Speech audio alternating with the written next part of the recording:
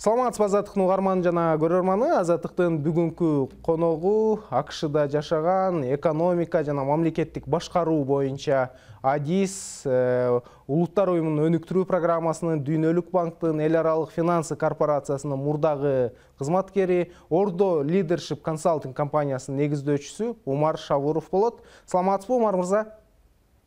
Саламатсыз Бакыт мырза. Сиз менен биз бүгүн Кыргызстандын эгемендигинин 31 жылдыгынын алдында Кыргызстандын экономикалык абалы, мүмкүнчүлүктөр, тобокелчилик жөнүндө маектешүүнү пландап, көздөп жатабыз. Мына Кыргызстандын эгемендик майрамын белгилеген жатабыз. Дал ушул маанилүү күндүн алдында сизди ушу эксперт катары, АДИС катары Кыргызстандын экономикалык абалы жөнүндө сурагым келип атат. Бүгүнкү күндөгү абалын кандай баалайсыз? Өткөн 30 жыл аралыгында базар экономикасына өтүүнүн бардык баскычтарын басып өтүп, туруктуу жолго түшүүгө мүмкүнчүлүктөр ачылдыбы? Сиздин көз карашыңыз кандай? Эми мындай дүйнөлүк контекстте карасак, дүйнөлүк тарыхый контекстте карасак, Кыргызстандын эгемендүүлүк болгонуна мындайча айтканда бир эле секундда болду десек болот. Башка өлкөлөргө салыштырмалуу. Бирок ага карабастан бизде азыркы контекстибизде бардык институттарыбыз бар, улуттук акчабыз бар, мыйзамдарыбыз бар, банк системасы бар. Анан эң негизгиси бул Кыргызстан эл аралык экономика мекемелерге мүчө болуп кирген. Алардын арасында Дүйнөлүк банкы, эл аралык валюта фонду, Бириккен Улуттар уюмдары. Бул эң негизги жетишкендик деп эсептеп айтсак болот. Бул формалдуу жагынан караганда бизде бардык баягы жерде өнүккөн базар экономиканын атрибуттары бар. Бирок де факто келгенде бизде көйгөйлөр көп. Көйгөйлөр социалдык тармакта, билим берүү тармакта, инфраструктура тармагында, эгерде ички дүң продукциясын караганда, мисалы үчүн биз 95-жылы эгемендүүлүктү алгандан кийин мисалы үчүн $364 болсо бир жанга. Азыркы заматта $1276. Мен 21-жылдын статистикасын карасак. Бирок бул бир кандайдыр жетишкендик болуп эсептелет. Бирок биз башка өлкөлөргө салыштырганда бул албетте бир аз төмөн болуп эсептелет. Ошол эле заматта биз мисалы үчүн дагы bir problemabızdı, көйгөйүбүздү айтып кетсек, бул көмүскө экономиканын көлөмү. Эми ар кандай ой пикирлер бар, кээ бири 30% дейт, кээ бири 40% дейт. Бирок менин ой пикирим боюнча болбоду дегенде 50%тен ашык биздин экономика көмүскө экономикада болуп эсептесе болот. Ал болбоду дегенде 1,7-1,8 миллион жумушчуларыбызды кандайдыр бир жагынан таасирге тийгизет. Кээ бир секторлордо бул 90%дан ашып кетет. Ошондуктан бул эми баягы жерде болуп аткан көйгөй бул жаман көрүнүш болуп деп эсептелет. Жакырчылык статистикасын карасак, биз акыркы жылдары 32,1 болуп эсептелет мындай көлөмү. Бирок эгерде мисалы үчүн 2003-жылдын статистикасын карасак, анда биздин жакырчылыктын көлөмү 68% болчу. Бул албетте чоң жетишкендик деп эсептесек болот. Бул эми жанагы коронавирус пандемиядан болгондон кийинки статистика 32,1%. Өнүгүү бар, бирок биз алдыга атырылып кете албадык.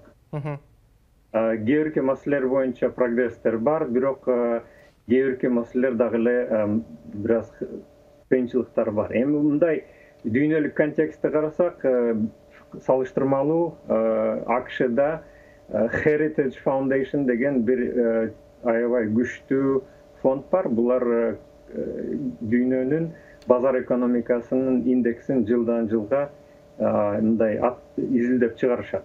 Ошолордун индекси боюнча экономикалык эркиндиги индекси деп коет. Кыргызстан мисалы үчүн 2022-жылы 116-орунда экен тизмесинде. Булардын оценкасы боюнча көбүнчө эркин эмес деген категорияга кириппиз. Biz бұл оценканы, misal үшін 2017 жылғы салыштырсақ, анда біз орточо эркин болгон экенбиз. Демек артка терс динамика. Терс жагына кайтканыбыз белгилүү болуп атат. Эми биз өзүбүздү дайыма салыштырганды жакшы көрөбүз. Бизден кийин азыр Өзбекстан жана Тажикстан бар экен, бирок Казакстан, башка өлкөлөр алдыда бизге караганда. Эң негизги себептери бул эми жанагы бизнес эркиндиги, мыйзамды сактоо, соттор адилеттүүлүгү, жеке менчик коргоо, мамлекетти башкаруу тазалыгы критерийлер боюнча биз тилекке каршы төмөндөп кеттик. 98-2009 жылдары динамикасы аябай жакшы чоң болгон, реформалар күчтүү жүргөн, бирок 2009 жылдан кийин бул динамика терс жагына кайрадан кайтып, мисалы үчүн Казакстан менен салыштырып кетсек, Казакстанда кайра динамикасы чоңоюп, реформалар күчтөп, өнүктүрүү чоң болгон. Ошондой эле жанагы терс жагын эле айтып бербестен, жакшы жактары дагы бар экен. Misal üçün, ошол индекс боюнча бизде капиталдын кыймылы, чыгуу, кирүү маселеси, инвестиция эркиндиги, соода сатык маселелери жакшы болуп эсептелет. Бул шарттар аябай жакшы. Эми эң негизги маселе жетишкендик, бул биздин ресурс, бул адам капиталы деп айтып кетсек болот. Бул биздин эң негизги, мисалы үчүн, азыркы 4-чү индустриалдык революциянын контекстинде эң негизги ресурс болуп эсептелет. Азыр экономика саясатыбыз миграция аркылуу кыска мөөнөттөгү социалдык, экономикалык, политикалык проблемаларды, саясаттык проблемаларды чечип атабыз миграция аркылуу. Албетте 1 миллион ашык азыр миграцияда жүргөндөрдүн Кыргызстанга салымы аябай зор. Misal üçün Kırgızistan'ın жанагы мен айтып кеткен 68% жакырчылыгы статистикасы, ошонун көбү төмөндөшү, бул миграция аркылуу инвестициялар, ошолордун үй бүлөгө жөнөткөн акчалары ошол аркылуу дагы салым аябай күчтүү. Бирок ошол эле заматта миграциянын терс жактары дагы аябай көп. Аны да айтып кетиш керек. Кыргызстандын эң продуктивдүү, жанагы жерде күчүнө кирип турган жаш мууну тышка чыгып кетип атат. Бул өлкөгө салым кылгандан көрө, башка Кыргызстанга салым кылгандан көрө, башка өлкөгө чыгып азыр ошолорго жардам экономикасына иштеп жатат. Кийинки маселе, чыгып кеткен жарандардын Кыргызстан коому менен социалдык келишим деп коет. Баягы жерде бири-бири менен мамилеси, коом менен мамиле, мамлекет менен мамилеси өзгөрүп жатат. Бул социалдык кризиске алып келиши мүмкүн. Кайсы бир убакыттан кийин? Биз тилекке каршы бул адам ресурсун азырынча туура колдоно албай жатабыз, башка өлкөлөргө салыштырганда. Эми кыскача айтып кеткенде ушул негизги жетишкендиктер, бирок дагы негативдүү терс моменттери дагы бар. Дал ушул эгемендиктин 30 жылдык аралыгындагы экономика жаатында жакшы бир экскурс кылдыңыз, бирок мына маселелер абдан көп деп атпайбызбы? Экономикалык жактан өнүк албай, туруктуу жолго түшө албай жаткышынын башкы себеби эмнеде? Бул Кыргызстандын жайгашкан географиялык абалы, минералдык ресурстардын мындай чектелүү запасы, транспорттук туңгуюк, тупик, абалбы же болбосо башкаруунун мындай начардыгыбы, коррупция жана башка маселелерби? Сиздин көз карашыңыз кандай? Көптөгөн себептер бар. Анын арасында албетте сиз айткан маселелер дагы бар. Ошолордун ичинен менин пикирим боюнча экономика маселесине келгенде биздин коомдо дагы эле мамлекеттин ролу жакшы түшүнө албадык. Экономиканын өнүктүрүшүнө кандай таасир этиши дагы эле түшүнүксүз. Мамлекет жеке менчик секторго так ачык, түшүнүктүү жана бирдей шарт түзүп бериш керек. Бирин жакшы көрүп, экинчисин жаман көргөн болбойт. Мен айтып кеткендей, мыйзамдарыбыз азыркы заматта аябай көп. Кыргызстан акыркы 30 жыл ашык дүйнөлүк банктын, мисалы үчүн башка эл аралык уюмдардын статистикасын карасаңыз, Кыргызстан реформалар боюнча алдыңкы тизмеде болса керек. Бирок эл ошол реформалардын үзүрүн дагы эле көрбөдү. Неге дегенде, бул жанагы жерде ишке аткаруу проблемасы тилекке каршы жакшы болбой жатат. Экинчиден, биздин башкаруучулар техникалык чечимдерди, техникалык деген эми бул жерде жанагы жерде проблема түшүнүктүү, жообу түшүнүктүү деген маселе болуп эсептелет. Эми дүйнөлүк репертуарда түшүнүктүү уже мындай жооптор бар, чечимдер бар. Бирок ошол чечимдерди, техникалык чечимдерди биздин башкаруучулар адаптивдүүлүк деп коелу. Адаптивдүүлүк аң сезимди өзгөртө турган маселелерге колдонуп жатканы ошол көйгөй туудуруп жатат. Ал кандай, түшүндүрө кетсеңиз? Мисалы үчүн, биздин жанагы айтып кетпедимби?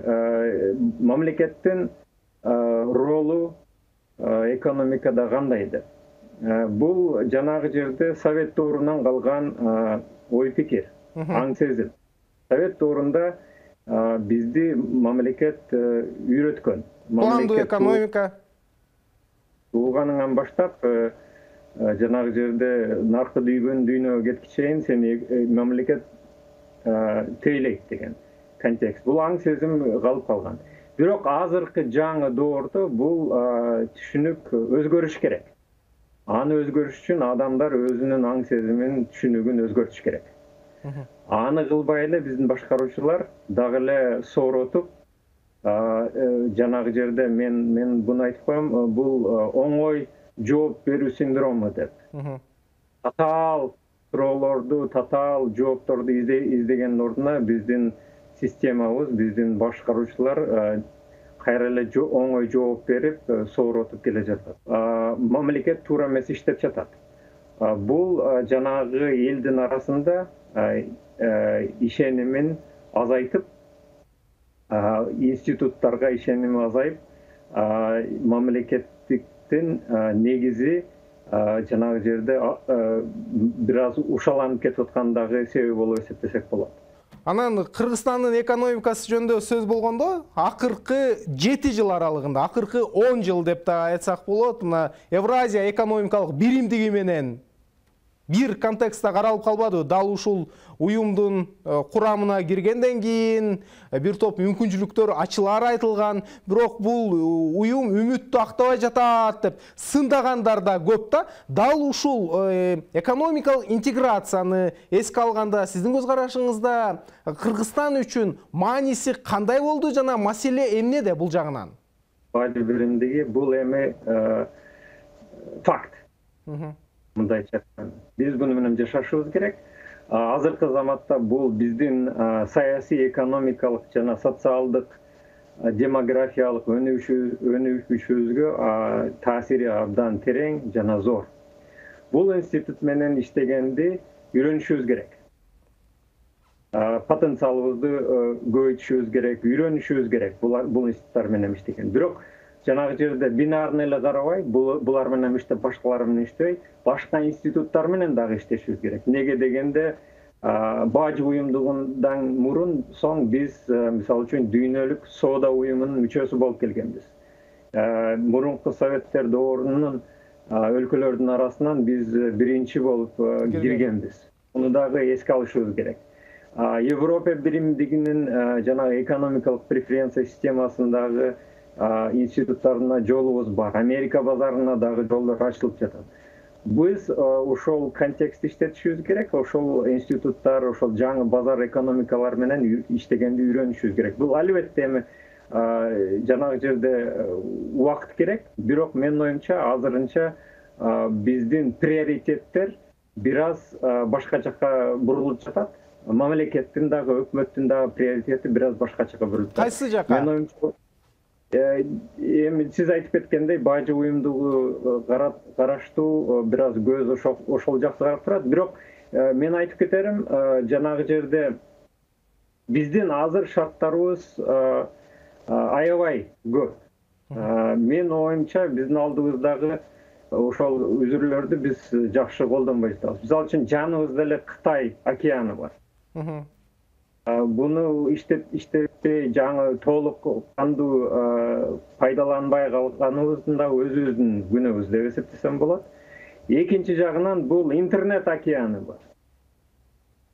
Эгерде азыр компьютериңиз болсо, мына мисалы үчүн сиз экөөбүз сүйлөшүп атабыз, 13 саат айырмабыз бар компьютер аркылуу. Проблема жок.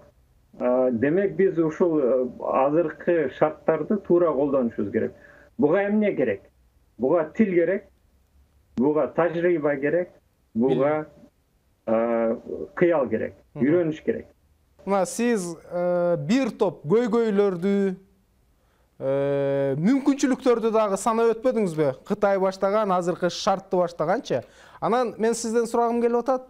Азыркы Кыргызстандын жетекчилиги, өкмөтү жүргүзгөн саясат сиз айтып өткөн талаптарга канчалык деңгээлде жооп берет? Эмнелерге көңүл бурушу керек? Азыркы учурда экономиканы туруктуу жолго түшүрүп, аң сезимди өзгөртүп, анан элдин, ошо чарбанын маселесин жөнгө салуу үчүн. Эң негизгиси бул албетте адам ресурсу. Келечекте дагы 30-50 жыл эгемендүү болобуз десек, биз адам ресурска инвестиция кылышыбыз керек. Бул эң негизги маселе. Бул билим берүү, эл агартуу, социалдык маселелерди, көйгөйлөрдү жоюу маселелери. Бул жанагы жерде жаш бөбөктөрдүн бала бакчадан баштап, төрөлгөндөн баштап картайганга чейин караган системалар, ошолордун бардыгы биздин мындайча айтканда мамлекеттик саясатыбыз, бардык институттарыбыз адамдын чөйрөсүндө болуш керек да. Ошондой системага келишибиз керек. Азыр тилекке каршы биздин системабыз адам мамлекет үчүн. Тескерисинче айтканда адам мамлекеттин кулу болду.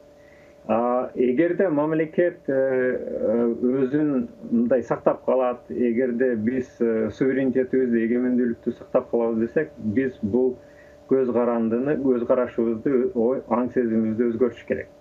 Жаңы социалдык контрактты түзүшүбүз керек. Адамдардын жоопкерчилигин көбөйтүшүбүз керек. Адамдар өз-өзүнө агент болуш керек. Агент дегени мен бул жанагы жерде өзүнүн эркиндигинин, жоопкерчилигин алыш керек. Мамлекет элге профессионалдуу тейлөө кылыш керек. Элге багыныш керек. Бирок профессионалдуу түрдө. Жанагы жерде базар түрүндө эле эмес, бирок профессионалдуу адамдарды алып келип, ошолор ишке ачык түрдө тунук контекстинде иштеп бериш керек. Ошол аркылуу сот системасы, мисалы үчүн, коррупция жана башка маселелер жоюлушу мүмкүн. Бул ишенимди күчөтөт. Ошол эле заматта бул жанагы мен айтып кеткен көйгөйлөрдүн бири көмүскө экономиканы азайтышына дагы чоң зор таасирин берет деген ой пикирим бар. Азыр климаттык проблемалар аябай көбөйүп атат, өзүңүз деле көрүп атасыз. Кыргызстанда дүйнөлүк контекстте биз климаттын өзгөрүшүнө даярданышыбыз керек. Аз эле калды. Биздин мөңгүлөр ээрип жатат азыр. Суусун аябай көп жоготуп жатат. Биз ошого карата азыр балким ресурстарыбызды ээрип 10 жылдын ичинде мөңгүлөр азайган ГЭС системасына инвестиция кылбай, башка альтернативдик энергетика проекттерине инвестиция кылышыбыз керек деген ой пикирим бар. Билим берүү маселеси боюнча, мен оюмча, бул эң негизги, эң терең суроо. Бул тармакты биз чектөөшүбүз керек деген ой пикирим бар. Балким профессионалдуу системаны киргизип, мүмкүн даже министрлер, директорлор иштеген жанагы жерде мугалимдер саясатташтырбай, буларды башка стандарттар менен оценка кылып, анан буларга жаңы стимулдарды беришибиз керек деген ой пикирим бар. Анан кийинки маселе бул эми алдыңкы 30 жылдын эгемендүүлүгүнө карата, эгерде кийинки 30 жылдык эгемендүүлүгүнө карата биз башка контекстте, башка дүйнөдө жашайбыз. Ал дүйнө үчүн жаңы жумуштар керек. Ал жаңы жумуштарга биз жаңы кадрларды даярдашыбыз керек. 10-12 жылдык билим берүү системасы бул эскерип жатат. Бунун кереги жок болуп калат 5-6 жылдан кийин. Ошон үчүн жаңы практикалык микро билим берүү системасына өтүшүбүз керек. Чоң элибизде көңүл бура бербей, акыркысы эми биз чакан мекемелерге шарт түзүшүбүз керек. Булар эмнеге дегенде жумуш түзүшүнө эң чоң салым салат. Ийкемдүү. Албетте. Эгерде биз элди өзүн өзү багат десек, биз ушул кичине жана орто мекемелерге көңүл бурушубуз керек. Чоң инвестициялар албетте керек, аларга да жардам керек.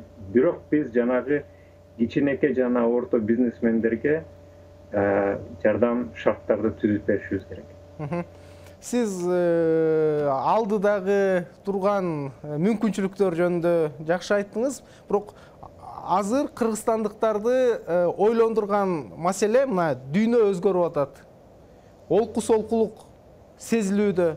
Европанын өзүндө согуш жүрүп жатат. Санкциялар. Негизги Кыргызстандын негизги өнөктөштөрү учурда санкциялар алдында турат. Анын таасири Кыргызстандагы жөнөкөй жарандарга чейин сезилип, инфляциянын деңгээли, валюта базарындагы олку солкулуктар сезилүүдө. Мына ушундай шартта сиз өнүгүүнүн перспективасын кандай көрөсүз? Азыркы шартта. Жанагы мен айтып кеткендей, бул дүйнөлүк жаңы доордун тарыхый контекстинде бул көздү ачып жумуп эле бул 1 секунд эле болуп эсептелет. Кыргызстандын акыркы 30 жылдыгы.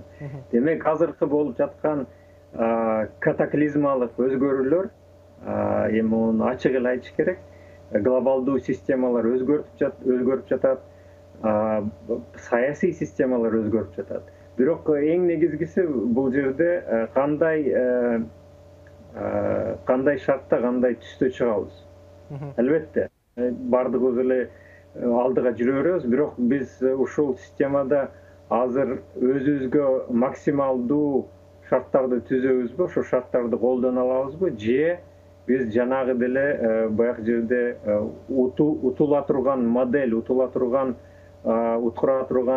система менен жүрүп калабызбы деген дагы күмөндөр пайда болуп жатат. Бирок мен ишенем биздин элдин акылдуулугуна, анын кермендерлигине, ошондуктан мен ойлойм бардыгы эле жакшы болот деген ой пикирим бар. Рахмат сизге, Умар. Урматтуу Азаттыктын угарманы жана көрөрманы, биз бүгүн Кыргызстандын экономикалык абалы, мүмкүнчүлүктөр жана тобокелчиликтер тууралуу АКШдагы мекендешибиз, Ордо Leadership консалтинг компаниясынын негиздөөчүсү, Дүйнөлүк банктын эл аралык финансы корпорациясынын Улуттар уюмунун өнүктүрүү программасынын мурдагы кызматкери, экономика жана мамлекеттик башкаруу тармагындагы адис Умар Шавуров менен маектештик. Аны мен Бакыт Асанов кепке тарттым. Саламатта калыңыз.